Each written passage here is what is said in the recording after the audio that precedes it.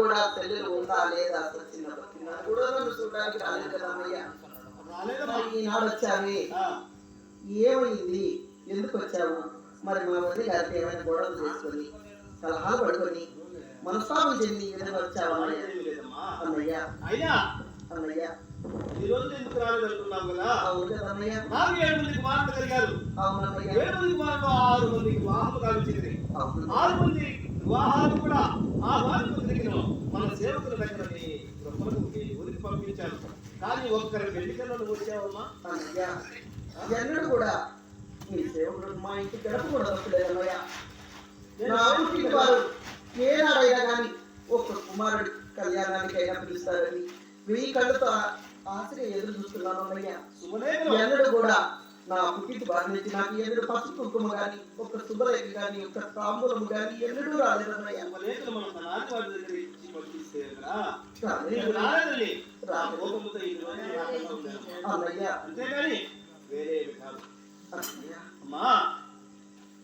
మరి మీరు వచ్చిందే పని ఏమన్నయ్యా? మరి నేను వచ్చిన కార్యం అడుగుతున్నావు. అవును కదన్నయ్యా. అలాగే తెలుపుతున్నాను కానీ అన్నయ్య నీ మనసులో ఏ సందేహము అన్నయ్య? అన్న చెల్లెల మధ్య సందేహాలు గొప్ప పని ఏముంటాయి అన్నయ్య? అంతే, మీరు చెప్పచ్చు. లేకన్నా ఇంకెవరు గొప్ప? అవునన్నయ్య. అన్నాడు చిన్నతనం నుండి పెంచి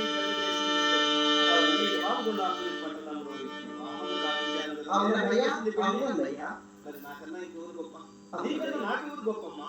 అవునన్నయ్య. అలాగే తెలపండి అన్నయ్య. అన్నా చెల్లి అనుకుంటే మా ఇరువురిని చూసి నేర్చుకోవాలి. అమ్మా అన్నయ్య చెల్లిరా అన్నయ్య తెలుపుతున్నాను. అలాగే తెలపండి అన్నయ్య. అమ్మ విన్న పెన్నాము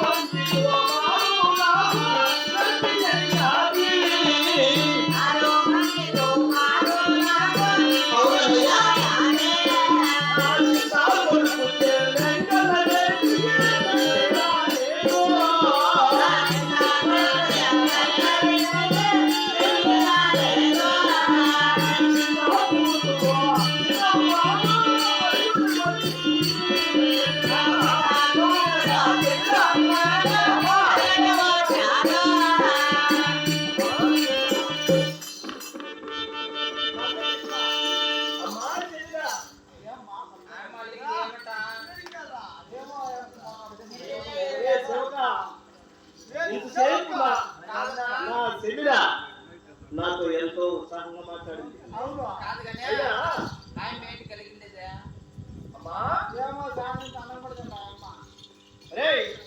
పట్టు చీరలు తీసుకొచ్చి ఉన్నావా లేదా నా శరీరంతో? మరి చెప్పినావా లేదా? అమ్మ మన మాటల్లా అలిగింది చూడు అమ్మ. అమ్మా చెల్లిరా, ఏమమ్మా అడిగావు? నేనేమో తప్పుగా మాట్లాడానా? అన్నయ్య ఏదో రాక మా అన్నయ్య 33 ఏళ్ళ తర్వాత మా ఇంటికి వచ్చాడు కదా అని చెప్పి నిమ్మకాయ నీరు మధ్యకి తెచ్చి పగిడిసెలతో నీ పాదాలు కడిగి నిమ్మకాయ నీరు మధ్యకి పొట్ట నా కుమార్తె నీ కుమారునికి ఇమ్మని అడుగుతున్నావా? లోపల శరీరాన్ని సేవ చేసి పట్టణాన్ని బట్టి 6 మంది మంచి తర్వాత కుమార్తె నా చిన్న నీ కుమారునికి అడుగుతున్నావే? ఏమమ్మా తప్పే ఉన్నదమ్మా? అన్నయ్య ఎన్నడూ కూడా ఈ పావులకి ఇచ్చి కళ్యాణం చేసింది మొదలే గాని ఏనాడు కూడా తెలియదు బతికింది అని కూడా ఎన్నడూ కూడా చూడలేదు కదా అన్నయ్య. మరి ఈనాడు వచ్చి నా కుమార్తె నీ కుమారునికి ఇమ్మని అడుగుతున్నావే? ఏ మొహం పెట్టుకుని నా ఇంటికి వచ్చావు అన్నయ్య? ఇన్ని రోజులు దూరమయ్యావు, ఇంకైనా ఈ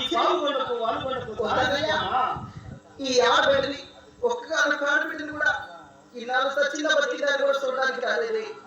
మరి నా కుమార్తెని ఇచ్చి నీ కుమార్తెకి ఇచ్చి కళ్యాణం చేయమని అడుగుతున్నావే. ఏమో